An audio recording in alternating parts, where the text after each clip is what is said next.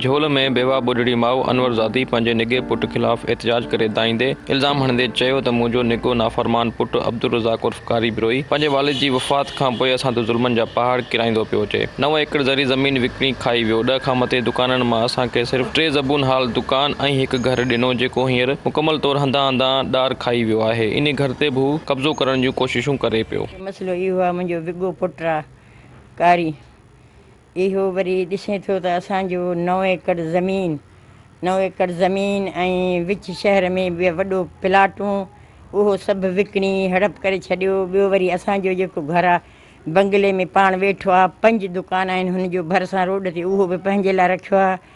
ऐं मुंहिंजो रुॻो हीउ घरु ॾिसे थो त किरी पियो आहे, सॼो टुटी पियो आहे। हीअ मुंहिंजो दुकानूं, इन जो मथां हिकिड़ो कमिरो आहे त इहो बि वरी छा थो चए त पंहिंजो धीअ खे न्याणे खे अची वेहारियो आहे। छो ईअं थो ज़ुल्म करे? रज़ामम जा पंहिंजा वीचारा बच्चा उस ते गर्मियुनि में हिते ॾिसे थो त इहो हाल लॻो पियो आहे, महसूम मरनि पिया ऐं पंहिंजो धीउ वेहारियो। ईअं केरु कयो आहे? बच्चा ज़ुल्म मूंसां ज़ुल्म आहे इहो। जॾहिं बरसाति थो थिए, जॾहिं सर्दी थो थिए, गर्मी, ईअं मुंहिंजो ॿारनि जो हालत आहे। असांखे इंसाफ़ खपे।